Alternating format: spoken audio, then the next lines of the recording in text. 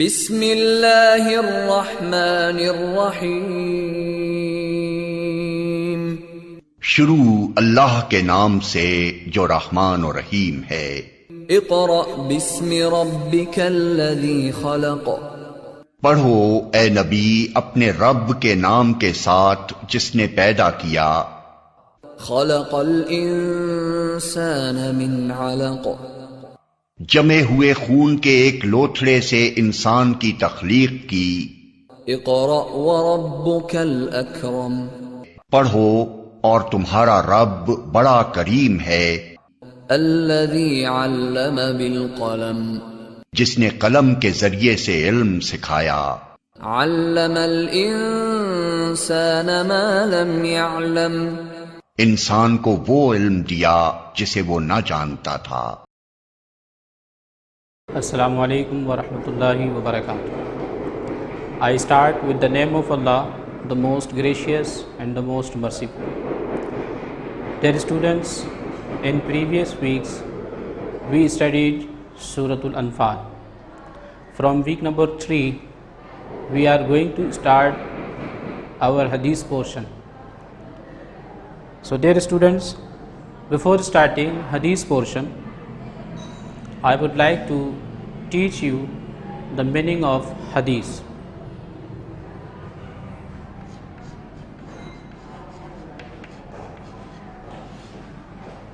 The word Hadith is an Arabic word which is derived from the word hadasa,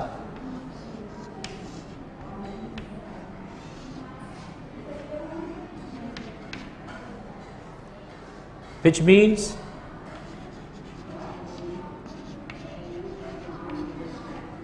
any saying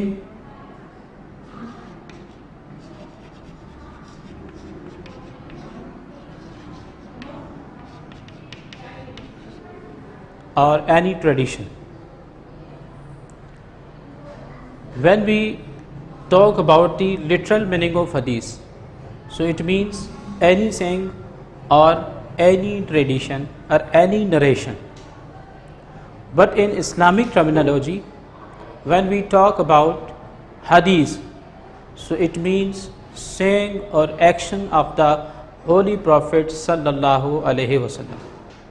حدیث کے لغوی معنی یہ ہوتے ہیں کہ کوئی بھی کہی ہوئی بات، لیکن جب ہم حدیث کا لفظ استعمال کرتے ہیں اسلام کی اصطلاح میں تو اس کا مطلب ہوتا ہے ہمارے نبی کریم صلی اللہ تعالیٰ علیہ وسلم کی کہی ہوئی بات۔ قرآن مجید و فرقان حمید کے بعد سب سے بڑا درجہ جو ہے وہ حدیث مبارکہ کا ہے۔ It is said that احادیث مبارکہ are the main source, a very big source after the Holy Quran for Islamic laws and conjunctions. بلکہ ہمارے اسکالرز نے یہاں تک کہا ہے کہ قرآن مجید کو سمجھنے کے لیے اور قرآن مجید پر عمل کرنے کے لیے ہمیں حدیث مبارکہ کی اشد ضرورت ہوتی۔ بغیر حدیث کی ہم قرآن پر کبھی کبھی عمل کر بھی نہیں سکتے۔ مثلاً قرآن مجید کو آپ پڑھ لیجئے الحمد سے لے کر والناس تک۔ اللہ تعالیٰ نے قرآن مجید میں نماز کا حکم تو دیا ہے، لیکن الحمد سے لے کر والناس تک آپ قرآن پڑھ ڈالیں، کہیں آپ کو نماز کا طریقہ نہیں ملے گا۔ تو اللہ کے اس حکم پر عمل کرنے کے لیے ہمیں رسول کریم صلی اللہ تعالیٰ علیہ وسلم کے اقوال مبارکہ کی طرف جانا پڑتا ہے اور آپ صلی اللہ علیہ وسلم کے اعمال کی طرف رجوع کرنا پڑتا ہے۔ حضور علیہ السلام سے جب پوچھا گیا یا رسول اللہ صلی اللہ علیہ وسلم، یہ جو اللہ تعالیٰ نے نماز پڑھنے کا ہمیں حکم ارشاد فرمایا ہے تو ہمیں یہ تعلیم فرما دیجئے کہ ہم نماز کس طرح سے پڑھیں۔ تو پیارے آقا صلی اللہ علیہ وسلم نے ارشاد فرمایا صلو کما رأیتمونی اصلی، کہ اس طرح نماز پڑھو جیسے تم مجھے نماز پڑھتا دیکھتے ہو۔ کچھ لوگ ایسے بھی ہیں کہ جو کہتے ہیں کہ ہمیں حدیث کی ضرورت ہی نہیں، ہمارے لیے قرآن ہی کافی ہے۔ تو ان کے لیے یہ جواب موجود ہے کہ قرآن اگر کافی ہوتا تو پھر قرآن پر عمل کرنے کے لیے انہیں حدیث کی طرف رجوع نہ کرنا پڑتا۔ حالانکہ یہ بات مثال کے ساتھ آپ کے سامنے واضح کر دی گئی ہے کہ کبھی کبھی قرآن پر عمل کرنے کے لیے ہم حدیث کی طرف رجوع کرتے ہیں، بغیر حدیث مبارکہ کے ہم قرآن پر عمل کر بھی نہیں سکتے۔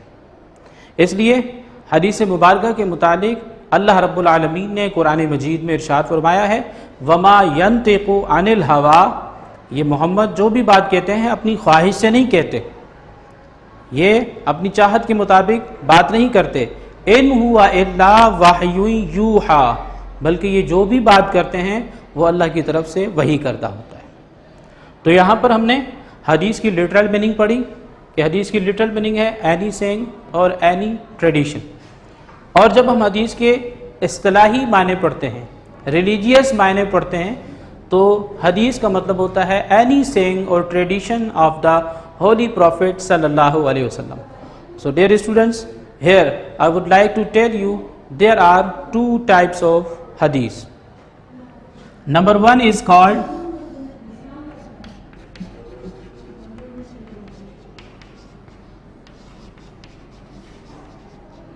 حدیث قدسی،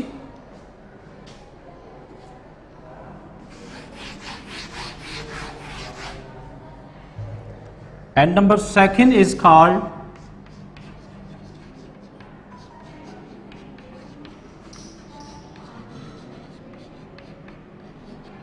حدیث نبوی صلی اللہ علیہ وسلم۔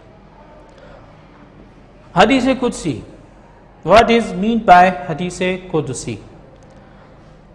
حدیث قدسی means any saying or narration of Almighty Allah and narrated by the Holy Prophet صلی اللہ علیہ وسلم is called حدیث قدسی، یعنی اللہ کے اقوال جو کہ ہم تک پہنچائے رسول کریم صلی اللہ علیہ وسلم نے، ان اقوال کو حدیث قدسی کہا جاتا ہے۔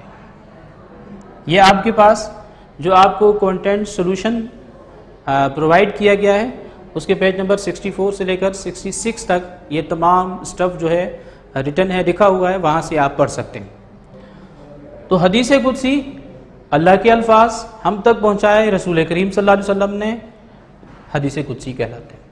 اچھا، یہاں پر رک کر ایک بات اور بتانا چاہوں گا کہ قرآن مجید بھی تو ہے، الحمد سے لے کر والناس تک یہ بھی تو اللہ کا کلام ہے، اللہ کے الفاظ ہیں، اور ہم تک پہنچائے رسول کریم صلی اللہ علیہ وسلم نے۔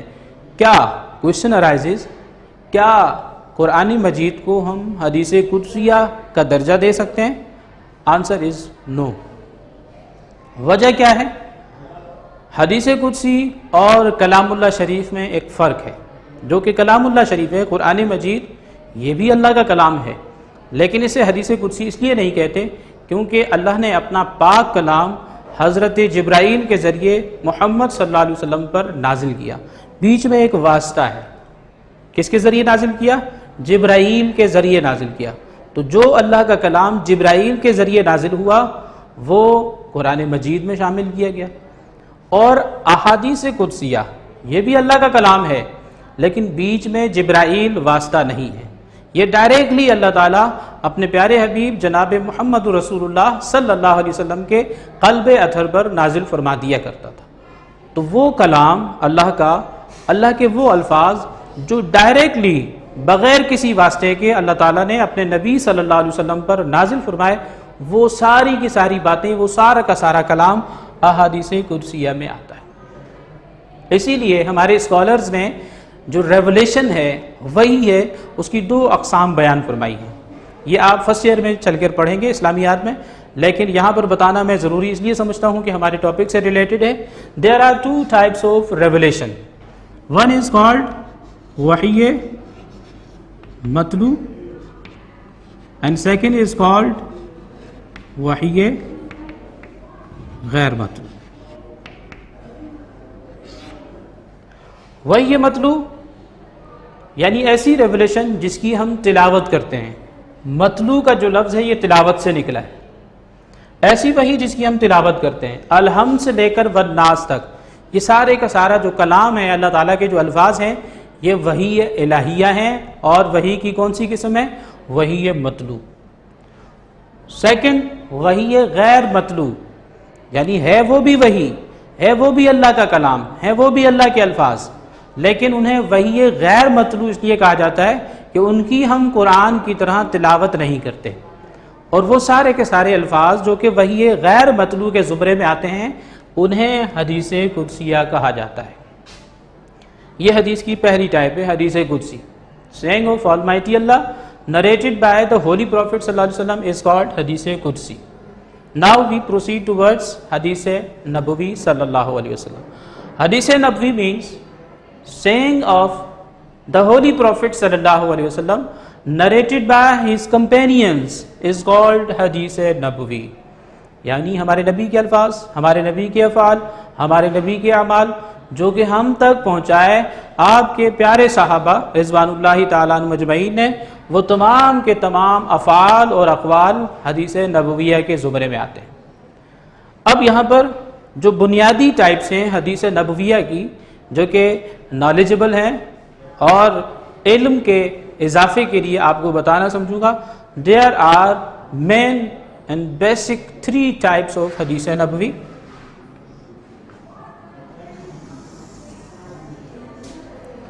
One is called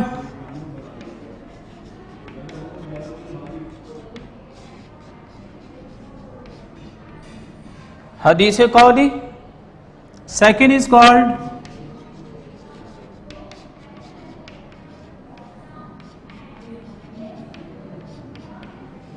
حدیث فعلی and third one is called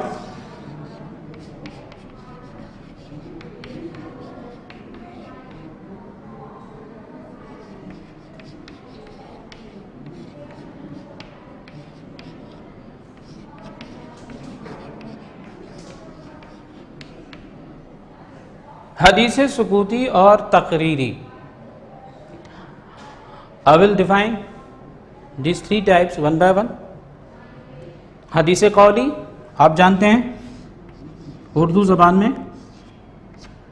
یہ قول سے نکلا ہے، قول کا مطلب ہوتا ہے any saying۔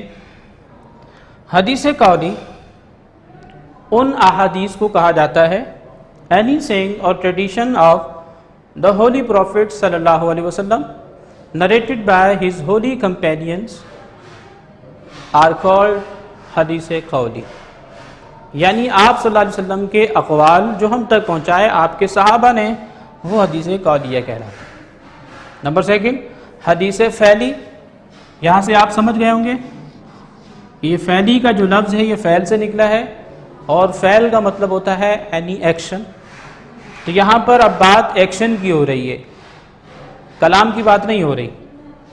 any action of the Holy Prophet صلی اللہ علیہ وسلم narrated by his companion is called حدیث فعلی، یعنی یہاں پر نبی کے قول کو بیان نہیں کیا جا رہا بلکہ یہاں پر نبی کریم صلی اللہ علیہ وسلم کے ایکشن کو بیان کیا جا رہا ہے کہ صحابی کہے کہ میں نے رسول اللہ صلی اللہ علیہ وسلم کو اس طرح سے کرتے ہوئے دیکھا۔ اب وہ الفاظ رسول اللہ کے نہیں ہیں بلکہ ایکشن صرف رسول اللہ کا ہے اور صحابی اس ایکشن کو اپنی ورڈنگ میں بیان فرما رہے ہیں، تو وہ بھی حدیث کا درجہ رکھتی ہے اور اسے حدیث فعلی کہا جاتا ہے۔ اسی طرح تیسری قسم ہے حدیث کی حدیث سکوتی یا پھر تقریری۔ حدیث سکوتی، سکوت سے آپ سمجھ گئے ہوں گے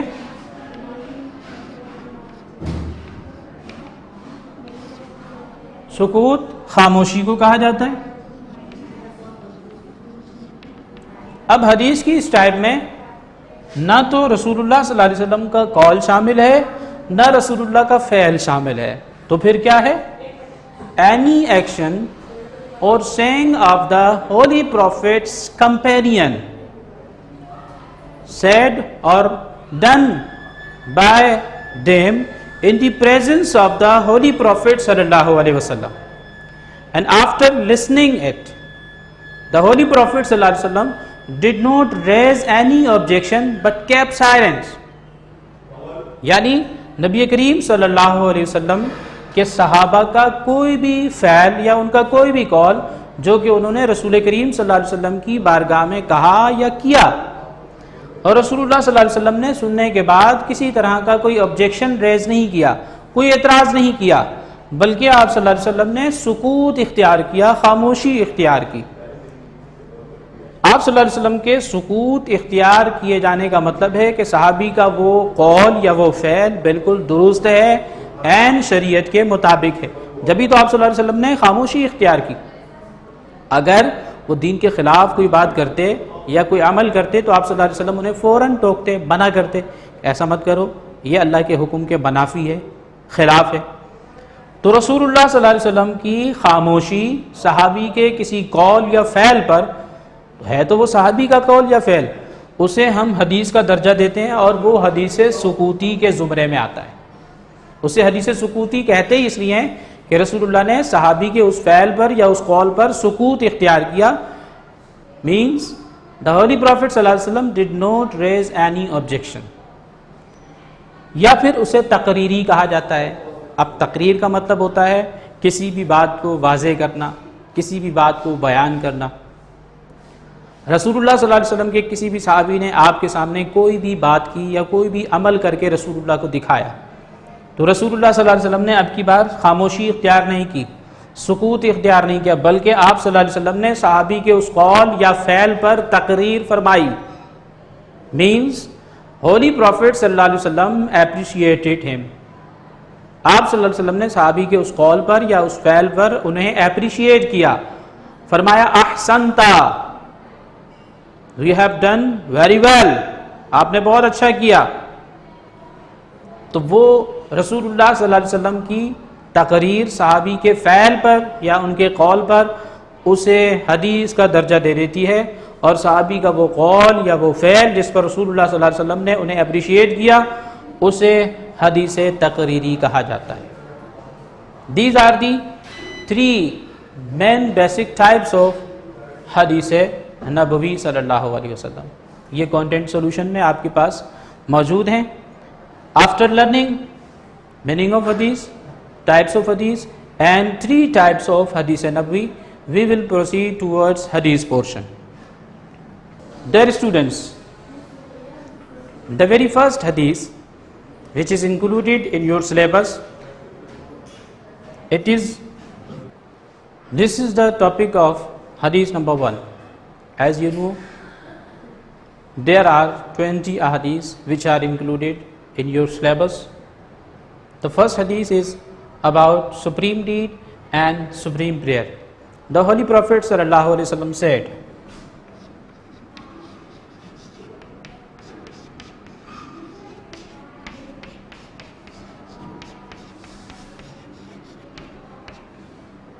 Afzalul a'mali la ilaha illallah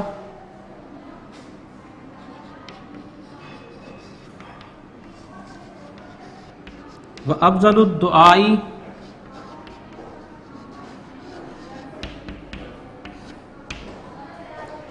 الاستغفار۔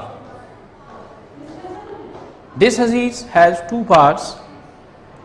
اس حدیث کے 2 حصے ہیں۔ پہلے حصے میں رسول اللہ صلی اللہ علیہ وسلم نے ہمیں افضل ترین عمل کے بارے میں بتایا، اور دوسرے حصے میں حدیث کے آپ صلی اللہ علیہ وسلم نے افضل ترین دعا کے بارے میں بتایا۔ آپ کے نزدیک یعنی آپ صلی اللہ علیہ وسلم کے نزدیک افضل ترین عمل کیا ہے اعمال میں، اور دعاؤں میں افضل ترین دعا کیا ہے؟ تو آئیے ہم پڑھتے ہیں رسول اللہ صلی اللہ علیہ وسلم کے قول مبارک کے مطابق، افضل الاعمال لا الہ الا اللہ، the best deed among all deeds is to recite لا الہ الا اللہ۔ ہمارے نبی کے نزدیک اعمال میں سب سے بہترین عمل لا الہ الا اللہ کا کہنا ہے۔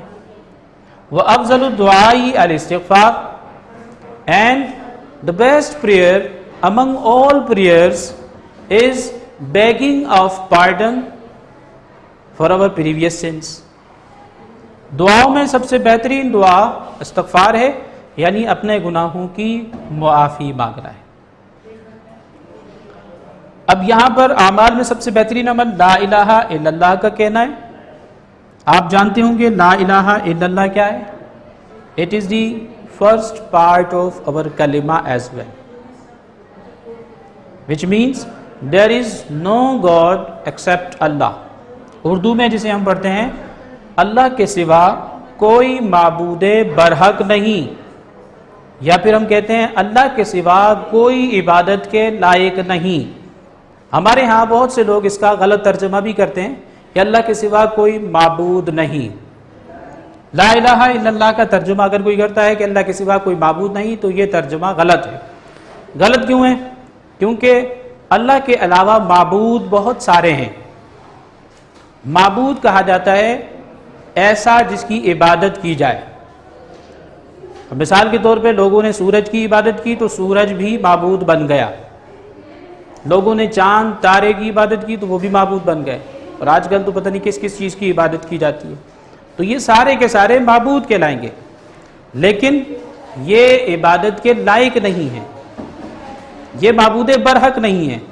معبود برحق عبادت کے لائق صرف اور صرف ایک ہی ذات ہے، اور وہ کس کی ذات ہے؟ ہمارے اللہ وحدہ لا شریک کی۔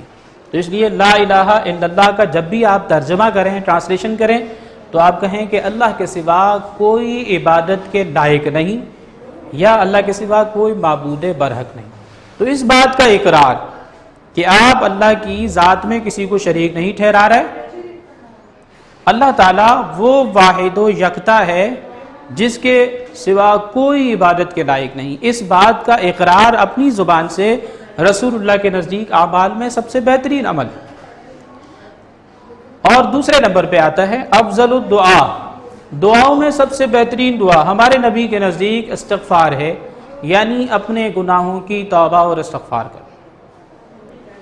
انسان کو انسان اسی لیے کہا جاتا ہے کیونکہ یہ عربی کے ایک لفظ نسیان سے مل کر بنا ہے، اور نسیان عربی زبان میں کہتے ہیں بھول جانے کو۔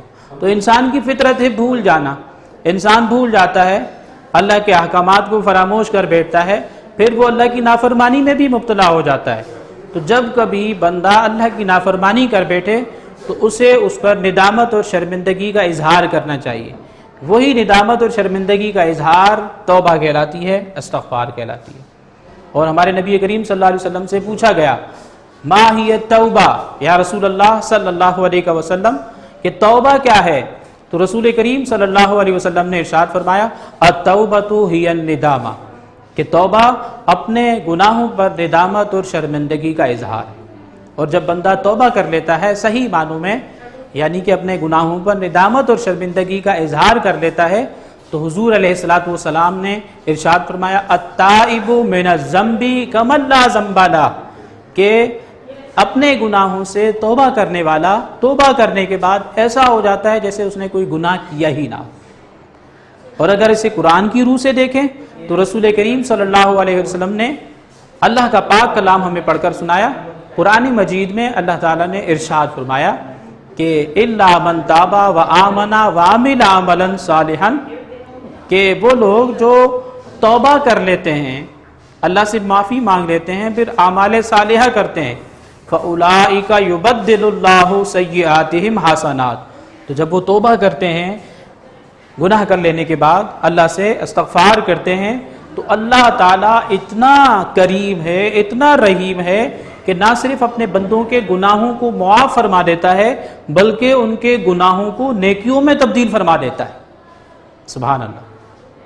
تو یہ استغفار ہے جو کہ ہمیں ہر وقت کرتے رہنا چاہیے، تاکہ اللہ تعالیٰ ہمارے دانستہ نادانستہ ارادی غیر ارادی طور پر ہم سے جو بھی گناہ سرزد ہوتے رہے یا ہم سے ہوں گے آئندہ بھی، اللہ تعالیٰ ہمیں ان کی پہلے سے ہی معافی عطا فرما دے۔ ہمارے نبی کریم صلی اللہ تعالی علیہ وسلم جو کہ معصوم عن الخطا تھے، اس کے باوجود آپ کی روایات میں آتا ہے کہ آپ دن میں 70 مرتبہ یا 100 مرتبہ اللہ سے توبہ کرتے تھے۔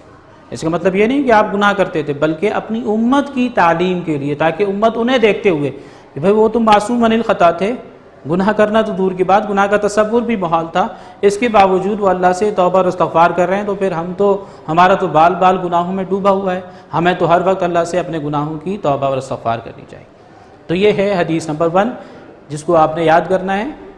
جتنی بھی حدیثیں آپ پڑھیں گے ان حدیثوں کو آپ نے یاد کرنا ہے، اور ان کی ٹرانسلیشنز جو کہ کانٹینٹ سولوشن میں پرووائڈڈ ہیں وہاں سے آپ نے یاد کرنا ہے۔ پھر کچھ کوشچن آنسرز بھی ہوتے ہیں جو کہ کوشچن آنسرز بھی کانٹینٹ سولوشن میں موجود ہیں۔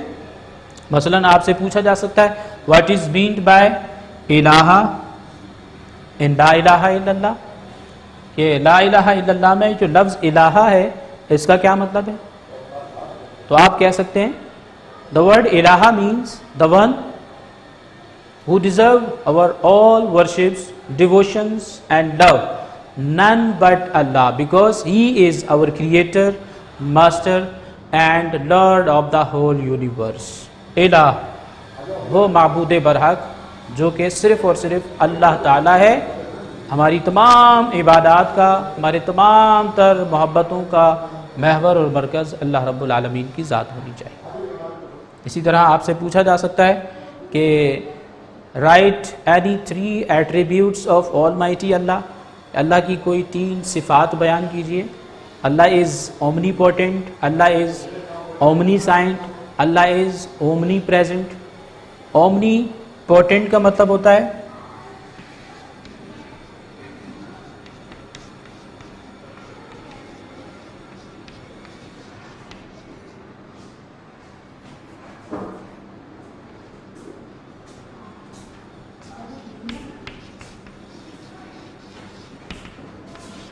اللہ از اومنی پوٹنٹ مینس اللہ جو چاہتا ہے کرتا ہے، وہ قادر مطلق ہے.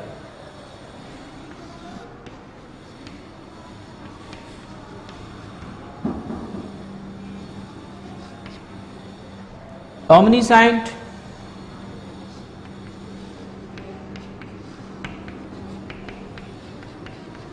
سب کچھ جاننے والا ہے اللہ تعالیٰ، کوئی بھی چیز اس کی نظر سے پوشیدہ نہیں ہے.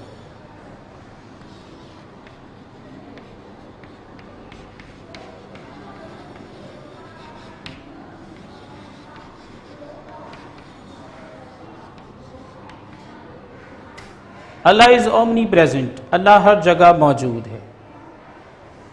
یہ حدیث نمبر 1 مکمل ہو جاتی ہے. یس ڈیئر اسٹوڈنٹس، حدیث number 2 is about importance of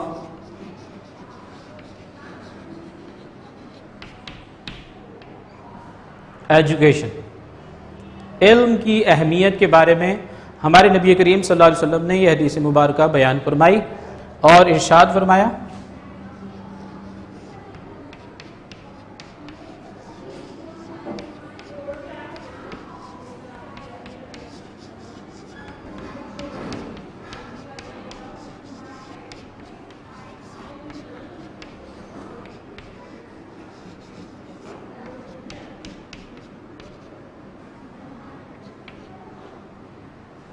طلب العلم فریضۃ علی کل مسلم. Acquiring of knowledge is obligatory upon all Muslims. اب مسلمان مرد بھی ہوتے ہیں، عورتیں بھی ہوتی ہیں، either male اور female، یعنی علم حاصل کرنا ہر مسلمان مرد اور عورت پر فرض ہے. Acquiring of knowledge is obligatory upon every Muslim, either male or female. اب یہ جو علم ہے اس حدیث مبارکہ میں ہمیں اس کی فضیلت بتائی جا رہی ہے، اور اس کی فضیلت کیا ہے کہ یہ ہمارا دینی فریضہ ہے. It is our religious obligation to acquire knowledge. Knowledge of both means universal knowledge and religious knowledge as well. کہ ہم دین کا علم بھی حاصل کریں اور دنیا کا علم بھی حاصل کریں. It shouldn't be happen، یہ نہیں ہونا چاہیے that we are master in religious knowledge but we don't know what is going on in this world. یعنی ہم دین کے تو عالم ہیں، علامہ فہامہ ہمارے نام کے ساتھ لگتا ہے، لیکن ہمیں دنیا کے بارے میں پتہ ہی نہیں ہے کہ دنیا میں کرنسی کون سی چل رہی ہے. یہ نہیں ہونا چاہیے. یا پھر یہ بھی نہیں ہونا چاہیے we are knowledgeable in universal knowledge and we don't know the basic information of our religion. یعنی ہم دنیاوی اعتبار سے تو بڑے پڑھے لکھے ہیں، لیکن دین کی جو بنیادی باتیں ہیں وہ تک ہمیں نہیں معلوم. تو یہ بھی نہیں ہونا چاہیے. ہمیں دونوں علوم کو برابر لے کر چلنا ہے. دین اور دنیا کا علم, we should acquire both knowledges. Either it is universal knowledge or religious knowledge as our religious obligation. یہ ہمارا دینی فریضہ ہے. اگر ہم ان علوم کو نہیں سیکھیں گے یا نہیں پڑھیں گے, کل قیامت کے دن اللہ کے حضور ہمیں جواب دہ ہونا ہے. We are answerable in the presence of Almighty Allah on the day of judgment. یہاں اس حدیث سے ہمارے لیے علم کی فضیلت یا علم کی اہمیت واضح ہو جاتی ہے. There is no age restriction for acquiring knowledge. علم حاصل کرنے کے لیے کوئی ایج لمٹ بھی نہیں ہے. یہ تو ہمارے اپنے بنائے ہوئے طور طریقے ہیں جو ہم نے رائج کر رکھے ہیں. ہمارے نبی کریم صلی اللہ علیہ وسلم نے تو یہاں تک ارشاد فرما دیا, اطلبوا العلم من المہد الی اللحد. Seek knowledge from cradle to the grave. کہ ماں کی گود سے لے کر قبر کی آغوش تک علم حاصل کرو. جب بچہ شیر خوار ہوتا ہے وہ ماں کی گود میں ہوتا ہے تو اس وقت بھی وہ سیکھ رہا ہوتا ہے. بلکہ سائنس تو یہ کہتی ہے کہ شروع کے 2 سالوں میں جو بچہ گین کرتا ہے, ارن کرتا ہے, جو علم حاصل کرتا ہے, وہ زندگی کے کئی سالوں میں بھی وہ حاصل نہیں کر پاتا. تو علم حاصل کرنے کی جو عمر ہے وہ ماں کی گود سے شروع ہو جاتی ہے, اور یہ کب ختم ہوتی ہے؟ ہماری موت تک. قبر کی آغوش میں پہنچنے کے بعد یہ مدت جو ہے وہ ختم ہوتی ہے. تو کسی بوڑھے کو یا کسی بزرگ کو یہ نہیں سمجھنا چاہیے کہ اب تو اس کی عمر چلی گئی, وہ علم حاصل کر ہی نہیں سکتا. تو یہ بات حدیث کے قطعی خلاف ہے. ہمیں علم حاصل کرنا چاہیے, اور علم جو ہے ہمیں ترقی کی راہوں پر گامزن کرتا ہے, اور علم جو ہے ہمیں اپنے رب کو پہچاننے میں مدد فراہم کرتا ہے. So this hadith was about the importance of knowledge. Now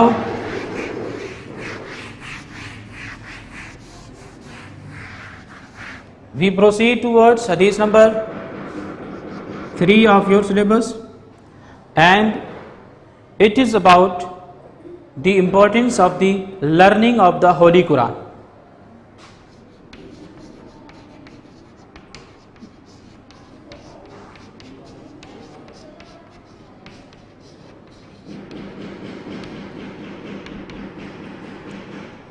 قرآن مجید کو سیکھنے اور سکھانے کے بارے میں رسول اللہ صلی اللہ علیہ وسلم نے کیا ارشاد فرمایا؟ The Holy Prophet صلی اللہ علیہ وسلم said, خیرکم من تعلم القرآن وعلمہ. The best among you is one who learns the Holy Quran and teaches it to the others. تم میں بہترین شخص وہ ہے جو قرآن کو سیکھتا ہے اور دوسروں کو سکھاتا ہے. یہاں پر ہمارے نبی کریم صلی اللہ علیہ وسلم نے یہ نہیں فرمایا خیرکم من قرأ القرآن واقرأ, کہ تم میں بہترین شخص وہ ہے جو قرآن کو پڑھتا ہے اور دوسروں کو پڑھاتا ہے, بلکہ سیکھنے اور سکھانے کی بات ہو رہی ہے. بدقسمتی سے ہمارا المیہ کیا ہے کہ ہم نے قرآن کو پڑھنے اور پڑھانے کی حد تک محدود کر رکھا ہے. یہی وجہ ہے کہ آج جو قرآن پر ریسرچ ورک ہونا چاہیے تھا وہ ہم نہیں کر پا رہے, کیونکہ ہم صرف پڑھتے ہیں, ہم قرآن کو سیکھتے نہیں ہیں, اور قرآن کو سیکھنے کا حکم دیا جا رہا ہے. قرآن کو سیکھنے اور سکھانے والے کو سب سے بہترین کہا جا رہا ہے, کیونکہ قرآن مجید و فرقان حمید میں اللہ تعالیٰ نے ہر طرح کے علوم کا ذکر فرمایا ہے. ہر چیز کا علاج قرآن مجید میں موجود ہے. جب تک ہم اسے سمجھیں گے نہیں تو وہ علاج ہم دریافت نہیں کر سکتے. یہ مسلمانوں کا کام ہے جو آج کل ہم دیکھتے ہیں کہ ہمارے دشمن کر رہے ہیں. وہ قرآن کو مانتے نہیں ہیں لیکن قرآن کو پڑھ کر اسے سمجھتے ہیں. اس میں اللہ تعالیٰ نے فرمایا کیا ہے. ہیومن کریشن کا جو پروسیس ہے, جو آج سائنسدان تحقیق کر کے اور دنیا میں بڑا نام کما رہے ہیں, تو یہ ان کے اپنے دماغوں کی ایجاد نہیں ہے, بلکہ آج سے 1450 سال پہلے اللہ تعالیٰ نے قرآن مجید میں اسے بیان فرما دیا. لیکن ہماری بدقسمتی یہ کہ ہم نے اسے صرف پڑھنے اور پڑھانے کی حد تک محدود رکھا, ہم نے اسے سمجھا ہی نہیں. اور جن لوگوں نے سمجھا انہوں نے اس تھیوری کو پیش کر کے لوگوں سے جو ہے داد وصول کر لی، اپریسیشن وصول کر لی۔ یہ ہمارا اثاثہ تھا جس سے آج ہمارے جو اغیار ہیں وہ فائدہ اٹھا رہے ہیں۔ تو عزیز طلباء طالبات، قرآن مجید کو سیکھنا اور سکھانا چاہیے۔ There are 4 basic principles for the learning of the Holy Quran. What are these?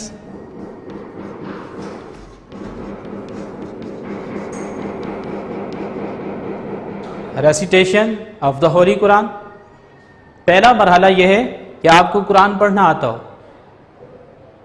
You have to know how the Holy Quran is recited.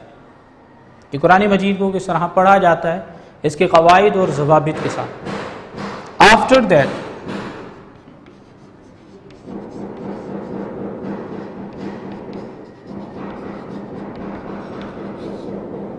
understanding of the Holy Quran, what you have recited, now it is your duty, you have to understand it. جو کچھ آپ نے پڑھا ہے اب آپ کی responsibility ہے کہ آپ اسے سمجھیں۔ After understanding it, the third basic principle is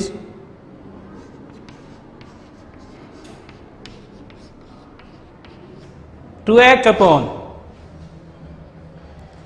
what you have understood. Now your duty is to act upon. جو کچھ آپ نے سمجھا ہے اب آپ نے اس پر عمل کرنا ہے۔ ابھی آپ کا کام ختم نہیں ہوا۔ Number 4 is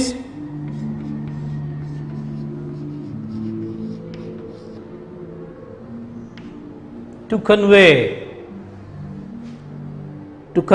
the message of Islam to the people. You have to teach the people about the Holy Quran. Then you will get this one importance which the Holy Prophet ﷺ described in this hadith. خَيْرُكُمْ مَنْ تَعَلَّمَ الْقُرْآنَ وَعَلَّمَهُ. If you have acted upon these 4 basic principles, you are the best person among all in the sight of the Holy Prophet sallallahu alaihi wasallam. آج کل لوگوں کی نظر میں جو مالدار ہوتا ہے وہ زیادہ بہتر ہوتا ہے، کوئی کہتا ہے کہ بینک بیلنس والا زیادہ بہتر ہے، کوئی کہتا ہے کہ جس کے پاس زمین ہے وہ زیادہ بہتر ہے۔ نہیں، ہمارے نبی کی نظر میں وہ شخص زیادہ بہتر ہے who learns the Holy Quran and teaches it to the others. Yes, dear students, this was hadith number 3. Now we will proceed towards hadith number 4. It is about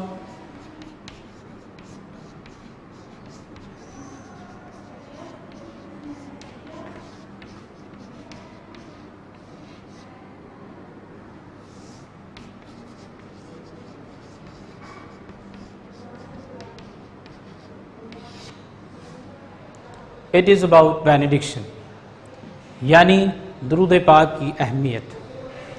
رسول کریم صلی اللہ علیہ وسلم نے درود پاک کی اہمیت بیان کرتے ہوئے ارشاد فرمایا،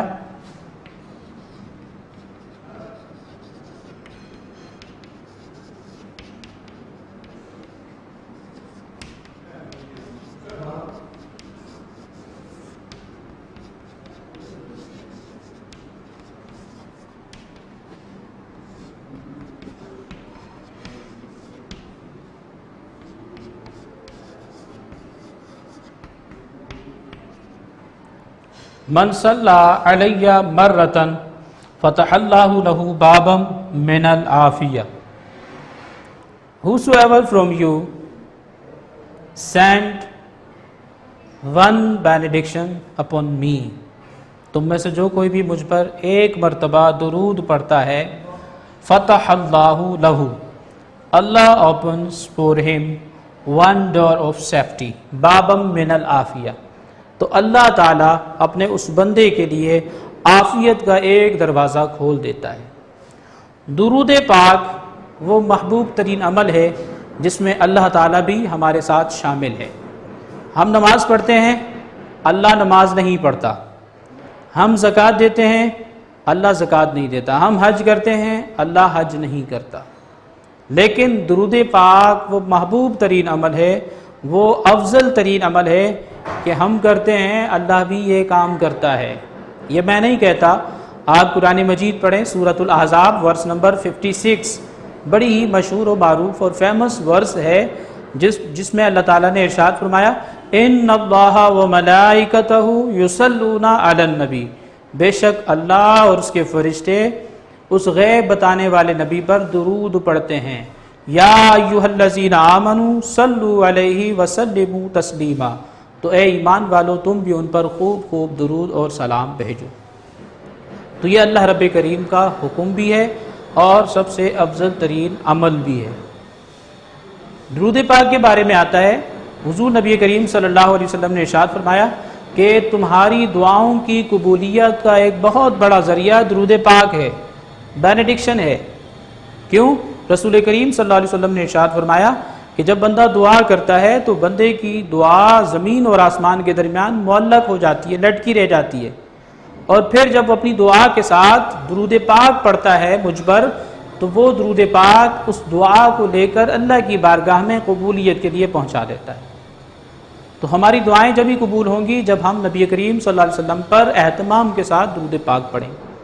اور درود پاک کا سب سے بہترین فائدہ، ہمارے نبی کریم صلی اللہ علیہ وسلم نے ارشاد فرمایا کہ کل قیامت کے دن میرے سب سے زیادہ نزدیک وہ شخص ہوگا جو مجھ پر کثرت کے ساتھ درود پاک پڑھتا ہوگا۔ تو جو کوئی چاہتا ہے کہ وہ کل قیامت کے دن اپنے نبی کے سب سے زیادہ نزدیک ہو، قریب ہو، تو اسے چاہیے کہ وہ کثرت کے ساتھ اٹھتے بیٹھتے چلتے پھرتے فراغت میں رسول اللہ صلی اللہ علیہ وسلم پر درود پاک پڑھتا رہے۔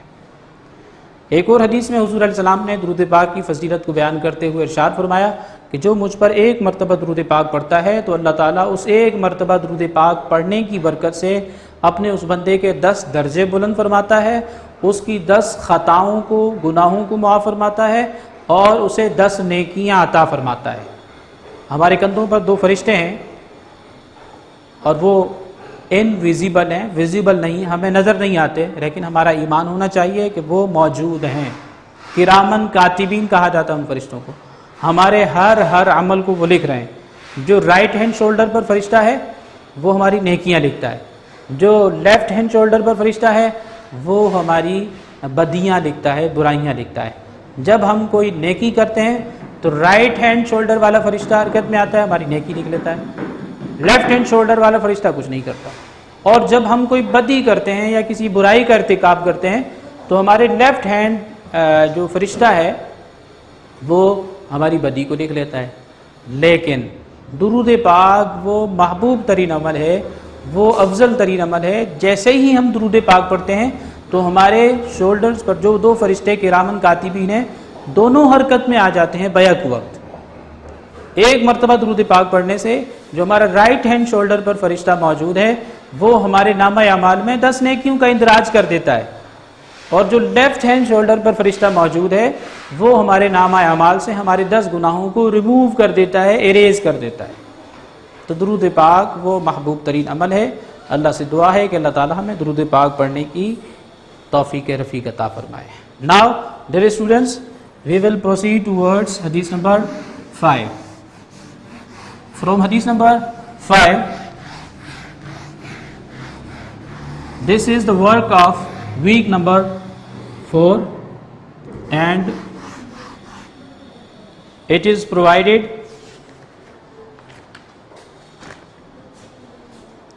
in your content solution, page number 91 to 93.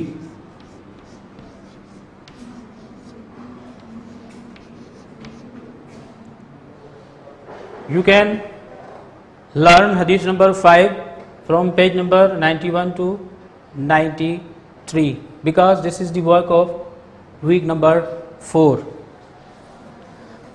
Hadith number 5, it is about the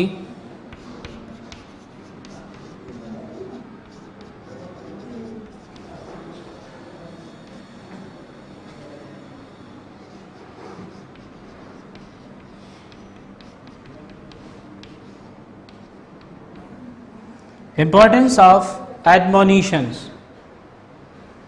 of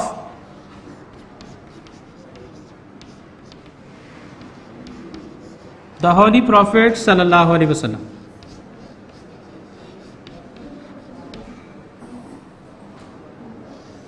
Admonition کیا ہے؟ Teachings of the Holy Prophet sallallahu alaihi wasallam, جسے ہم شریعت کہتے ہیں.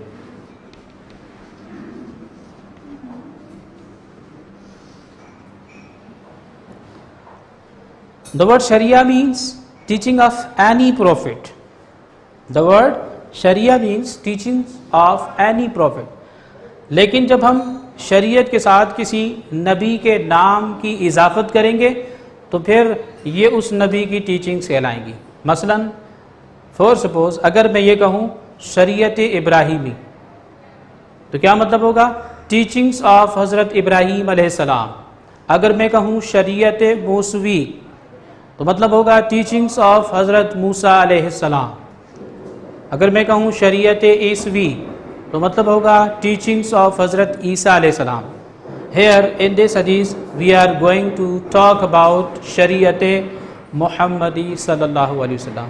Means we are going to study in this hadith importance of the teachings of the Holy Prophet صلی اللہ علیہ وسلم. What did Holy Prophet صلی اللہ علیہ وسلم say?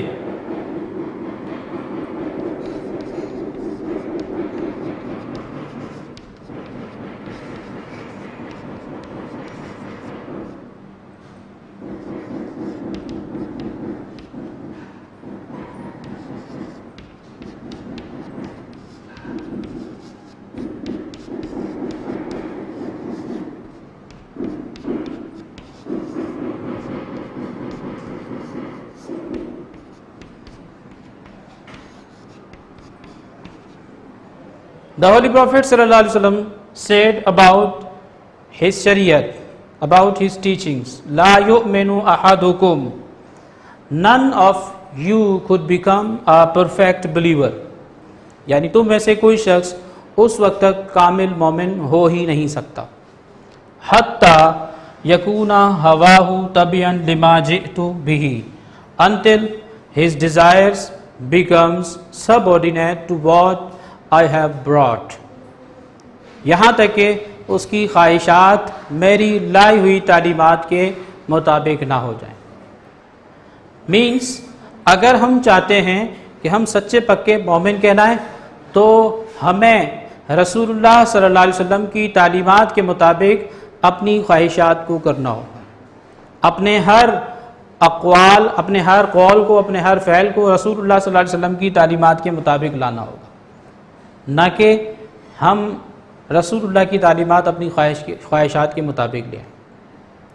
تو اس حدیث مبارکہ میں ہمارے نبی کریم صلی اللہ علیہ وسلم نے اپنی شریعت کی امپورٹنس بتائی. تو ہمیں دیکھنا چاہیے کہ ہم کس طرح سے اپنے نبی کے حکم کی خلاف ورزی کر رہے ہیں.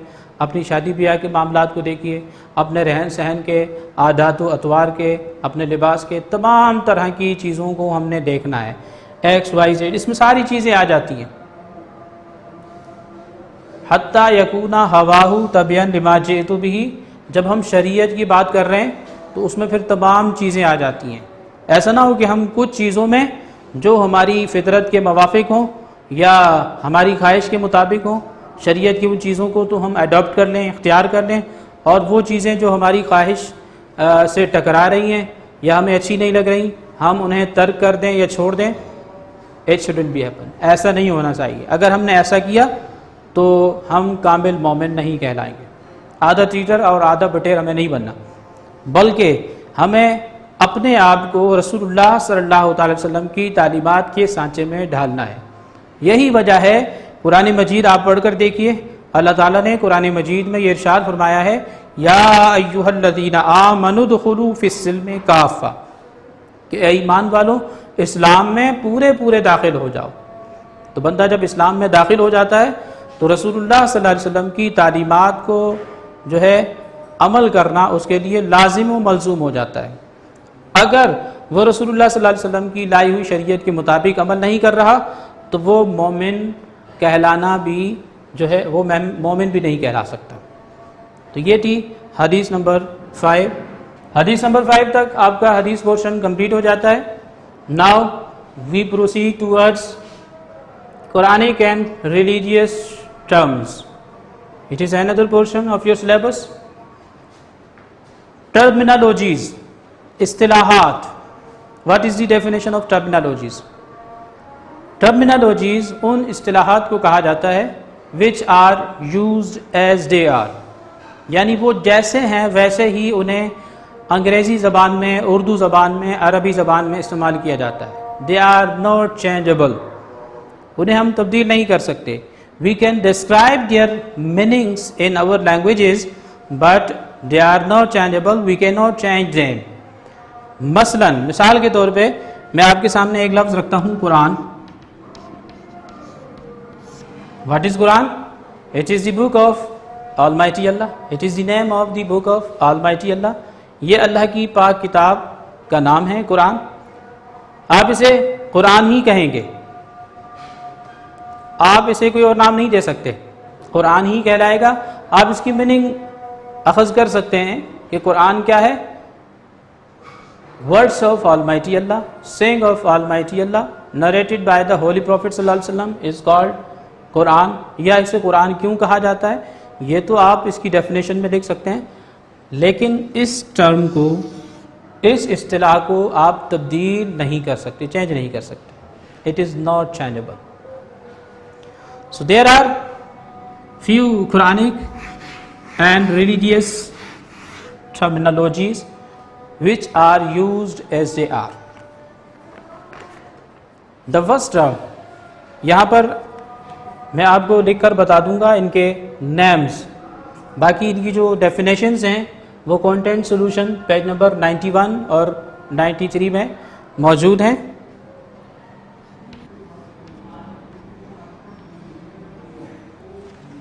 ان تمام قرآنک اور ریلیجیس ٹرمز کی ڈیفینیشنز آپ کے content solution page number 91 to 93 پر موجود ہیں.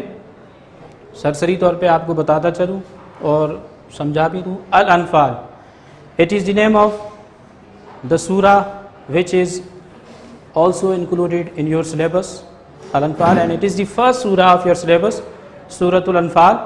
What does Anfal means? Anfal means enemy leftover. When Muslim army encounter with their enemy and defeat them in the battleground, the enemy left over is called Al-Anfal. جب مسلمان اپنی دشمن force کو شکست فاش دے دیں تو اب ظاہر ہے وہ اپنا مال چھوڑ کر بھاگ جائے گی یا ہلاک ہو جائے گی، تو ان کا جو بچا ہوا مال مسلمانوں کے ہاتھ آئے گا اس مال کو انفال کہا جاتا ہے، یعنی مال غنیمت. تقوی، تقوی مینس فیئر آف اللہ، اللہ کا ڈر، اللہ کا خوف. اب یہ ڈر اور یہ خوف دنیاوی ڈر کی طرح نہیں ہے. دنیا میں کیا ہوتا ہے کہ بندہ ہر بھیانک چیز سے، ہر جو ڈینجرس چیز ہوتی ہے اس سے ڈرتا ہے. اس کا مطلب ہرگز یہ نہیں ہے کہ اللہ تعالیٰ بہت زیادہ ڈینجرس ہے، بہت زیادہ بھیانک ہے یا خوفناک ہے، بلکہ اللہ تعالیٰ جمیل ہے. اللہ جمیل و یحب الجمال. ہمارے نبی کریم صلی اللہ علیہ وسلم نے ارشاد فرمایا کہ اللہ خوبصورت ہے اور خوبصورت چیزوں کو پسند فرماتا ہے. ہمارے دل میں اللہ کا ڈر اور خوف اس زاویے کا ہونا چاہیے کہ ہم اللہ کے احکامات کی خلاف ورزی کرتے وقت اللہ سے ڈریں کہ اگر ہم نے اللہ کے حکم کی خلاف ورزی کی تو کل قیامت کے دن ہمیں اللہ کے عذاب اور عتاب کا شکار ہونا پڑے گا. یہ ڈر اور خوف جس بندے کے دل میں پیدا ہو جائے تو وہ بندہ متقی کہلاتا ہے. اور قرآن مجید میں اللہ تعالیٰ نے متقی شخص کی ڈیفینیشن اور اسے ڈیفائن کرتے ہوئے ارشاد فرمایا ان اکرمکم عند اللہ اتقاکم. اللہ کے نزدیک سب سے عزت والا شخص وہ ہے جو اللہ سے ڈرتا ہے، اللہ سے خوف کھاتا ہے. تو ہمیں اللہ سے ڈرنا چاہیے، اللہ کے علاوہ اور کسی سے نہیں ڈرنا چاہیے. جو اللہ سے نہیں ڈرتا وہ دنیا میں ہر ایک سے ڈرتا ہے، اور جو اللہ سے نہیں ڈرتا وہ پھر کسی اور سے نہیں ڈرتا. جو اللہ سے ڈرتا ہے وہ کسی اور سے نہیں ڈرتا، اور جو اللہ سے نہیں ڈرتا وہ دنیا میں ہر ایک سے ڈرتا ہے. تو یہ ہے تقوی، پرہیزگاری. اس کے بعد جو ورڈ آپ کے سامنے لکھا ہوا ہے وہ ہے شر الدواب. شر برے کو کہتے ہیں اور دواب دابہ سے نکلا ہے. چوپایوں کو عربی زبان میں دابہ کہا جاتا ہے، یعنی بدترین قسم کے جانور. اب یہاں پر جانوروں کو بدترین نہیں کہا جا رہا، بلکہ کچھ انسان ایسے ہیں جو اللہ کے نزدیک انسان تو کیا بلکہ جانور بھی کہلانے کے حقدار نہیں ہیں. اللہ تعالیٰ نے انہیں جانوروں سے بھی بدتر قرار دیا ہے. وہ لوگ کون ہیں؟ وہ لوگ کافر ہیں. یعنی سننے اور سمجھنے کی صلاحیت ان کے پاس موجود ہے، اس کے باوجود اللہ کے احکامات کو سنتے تو ہیں. They listen the divine commands of Almighty Allah, but they do not understand. لیکن وہ اسے سمجھتے نہیں ہیں. تو وہ جانور تو کیا بلکہ جانور سے بھی بدتر ہیں. جانور تو وہ ہے جو سننے کی صلاحیت رکھتا ہے لیکن سمجھنے کی صلاحیت اس کو اللہ نے دی نہیں، اس لیے سمجھتا نہیں ہے. تو وہ جانور نہیں بلکہ جانور سے بھی بدتر ہیں. تو سورہ انفال میں ان شر الدواب کا جو لفظ ہے وہ کافروں کے لیے استعمال ہوا ہے، جو سننے سمجھنے کی صلاحیت رکھنے کے باوجود اللہ کے احکامات کو ایک کان سے سنتے ہیں دوسرے کان سے نکال دیتے ہیں، یا پھر سن کر سنی ہوئی بات کو انسنا کر دیتے ہیں اور اسے سمجھتے نہیں. فتنہ، فتنہ کا جو لفظ ہے یہ اردو میں بھی استعمال ہوتا ہے، فتنہ فساد، یہ اس کی اصل میننگ ہے. قرآن مجید میں یہ بہت ساری میننگز میں استعمال ہوا ہے. اللہ تعالیٰ نے قرآن مجید میں اس فتنے کے لفظ کو آزمائش کی میننگ میں بھی استعمال کیا ہے. جیسے کہ اللہ تعالیٰ نے فرمایا وَاعْلَمُوا أَنَّمَا أَمْوَالُكُمْ وَأَوْلَادُكُمْ فِتْنَةٌ، جان رکھو کہ تمہارے مال اور تمہاری اولادیں فتنہ ہیں. ابھی فتنے کا اصل معنی نہیں ہے یہاں پر. اگر فتنے کا اصل معنی مراد دیا جائے تو پھر اولاد اور مال سے تو ہمیں باز رہنا چاہیے، اجتناب کرنا چاہیے. بلکہ یہاں پر فتنے کا لفظ آزمائش کے لیے، ٹرائل کے لیے استعمال ہوا ہے کہ اللہ تعالیٰ کسی کو اولاد دے کر آزماتا ہے، کسی سے اولاد لے کر آزماتا ہے. اللہ تعالیٰ کسی کو مال دے کر آزماتا ہے، کسی سے مال لے کر اسے آزماتا ہے. تو فتنے کا جو لفظ ہے وہ آزمائش کے لیے بھی استعمال ہوا ہے. فتنے کا جو لفظ ہے یہ قرآن مجید میں سزا کے طور پہ بھی استعمال ہوا ہے. یعنی ڈرو اس سزا سے، اس فتنے سے جو تم میں سے گناہ گاروں کو پہنچایا جائے گا. اسے سورہ انفال میں ہم تفصیل کے ساتھ پڑھیں گے. اس کی ڈیفینیشن جو ہے یہاں پر کانٹینٹ سولوشن میں پیج نمبر 91 to 93 پر موجود ہے. خمس، خمس عربی زبان میں 1/5 کو کہا جاتا ہے. یعنی مثال کے طور پہ اگر کوئی ایسی چیز ہو جس کے 5 حصے کیے جائیں تو ان 5 میں سے ایک حصہ جو ہے 1/5 کہلائے گا.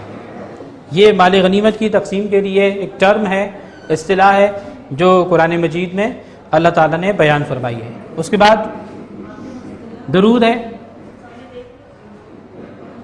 یس، درود ابھی آپ نے حدیث نمبر 4 بھی پڑھی، بینیڈکشن. درود means to pray for the elevation of the holy prophet صلی اللہ علیہ وسلم. یعنی درود کا مطلب ہے آپ صلی اللہ علیہ وسلم کے درجات میں بلندی کی دعا کرنا. حالانکہ آپ صلی اللہ علیہ وسلم کے درجات ویسے ہی بلند ہیں، یا ہماری دعا کرنے کی وجہ سے ان کے درجات بلند نہیں ہوں گے، بلکہ ان کے لیے دعا کرنے والوں میں ہمارا بھی نام شامل ہو جائے گا. دعا، اکثر ہم لوگ دعا کرتے ہیں، اللہ تعالیٰ سے کچھ مانگتے ہیں تو اس کا مطلب ہوتا ہے دعا. To pray from all mighty اللہ. استغفار means to beg pardon for our previous sins. یعنی ہم اللہ تعالیٰ سے اپنے گناہوں کی توبہ اور استغفار کریں، وہ استغفار کہلاتا ہے. Quran, the word Quran, it is used for the last and final book of Almighty Allah. The word Quran is derived from the word Qiraat, which means to read. Means the Holy Quran is the book which is to be read again and again by one who believes on it. تو قرآن مجید اللہ کی وہ پاک کتاب ہے جو دنیا میں سب سے زیادہ پڑھی جاتی ہے. اس کے بعد ہے وحی، means revelation. اللہ کے احکامات جو اللہ تعالیٰ اپنے انبیاء پر نازل فرماتا رہا. These commandments are called revelation، وحی الہیہ. اس کے بعد لاسٹ آپ کے پاس اصطلاح موجود ہے شریعت. جیسے کہ حدیث نمبر 5 میں آپ کو بتایا گیا، the word شریعت means teachings of any prophet. So here we talk about the teachings of the Holy Prophet sallallahu alaihi wasallam. So this will be شریعت محمدی. These terminologies, Quranic and religious terminologies, are included in your syllabus, and definition of these Quranic and religious terminologies are provided in your content solution, page number 91 to 93. Here is given your homework task. I am writing here and you will also write it on your diaries. This is your homework task. You have to memorize all ahadith and meaning of hadith as well, types of hadith as well, and translation of hadith, question answers, and definitions of these all religious terms. And last, I hope that you have got all the things you have understood. Allah Hafiz, fi amanillah.